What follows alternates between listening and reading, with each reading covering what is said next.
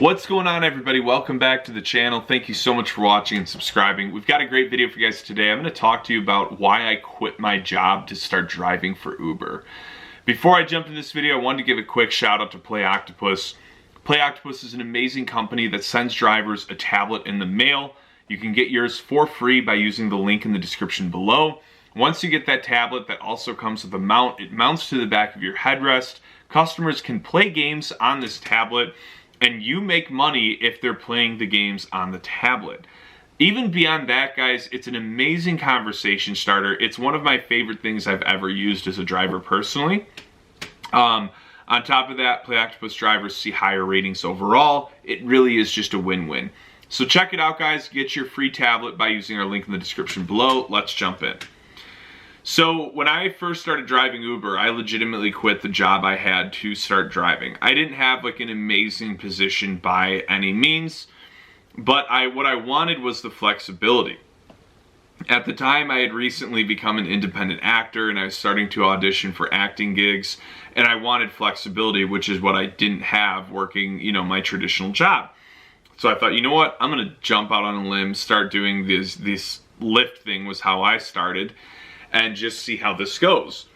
Back then, it was really incredible money, so I was obviously extremely impressed from the get-go. I was like, no kidding, this is like kind of insane. Like, I'm making $1,500 a week easy, which is way more than what I was making at the time, and I'm doing it when I want. I start when I want, stop when I want.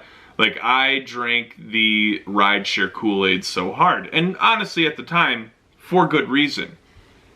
As time went on though, as you guys know, the rates started cutting, there was more and more drivers, and it got to a point where, I honestly just didn't feel like it was worth it to drive full-time anymore.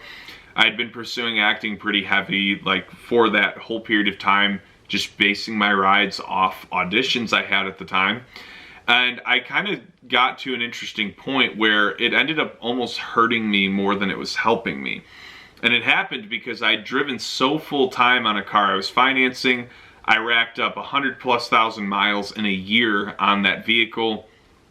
I still owed about 7 or 8 grand on it, and the car that I currently had needed a boatload of repairs, about 4 grand worth of repairs, and on top of that, that didn't even factor in that there was a little transmission light going on. So the mechanic I went to told me that it would be a waste of time to even fix this. He's like, if I were you, he's like, I'd just go buy a new car. Now he doesn't know that I'm financing this vehicle still, so in his mind, I can just go pay 3-4 grand for a little junker. Not the case, because I'm still financing it. You can't go to a used car dealership. So I had to go buy a new car, absorb the old loan into the new one, and it was a worse car as far as like model and size. And so I have this tiny little Nissan Sentra, and I've got like a $25,000 loan on it. It was not worth nearly that, maybe like 18 or whatever the difference was, 20. And so my payments were super high, and I was so reliant on Uber's income that I came to this place where I was really stuck, and I was like, man, I don't know what I'm gonna do here, because like I'm gonna have to just keep driving like a dog. But then another year goes by and I'm in the same problem I'm in now. So a lot of my friends will ask me, they're like, well, do you regret it, like driving for Uber and Lyft? And I'm like, in ways, yeah, I do. I mean, in ways I don't, because I launched so many other aspects of other businesses I started from being an Uber and Lyft driver. But in a way, that there was a year there that was honestly, it made my life way more difficult. And that's why I always tell people, I'm like, don't ever buy a nice new car to drive for Uber and Lyft. Buy something used that you can beat up. Like, my rule of thumb after a while was to not pay more than 5 grand for a car I was going to use for Uber and Lyft, because you're going to tear it up, And so you don't want to be in the position I was in, where you owe a lot of money on a car still, and you've got to buy a new one just to keep doing the job you're doing because you're so reliant on that income.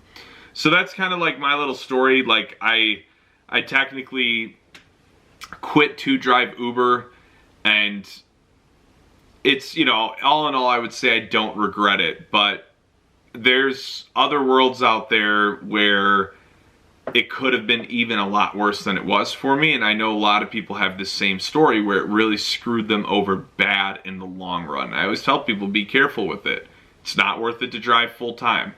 Not necessarily because the money isn't all that great. I mean, the money isn't all that great, but it's not bad comparative to a lot of jobs. It's that you don't see the trajectory in front of you at the time of how quickly this stuff can crumble on you overnight. So that's our video. Hope you guys enjoyed it. Please like, share, comment, subscribe. Make sure you check out Work Solo, or Play Octopus Work Solo as well. Play Octopus in the description below. Get your free tablet by using our link in the description below. Stay safe out there more than anything, guys, and stay tuned for more updates.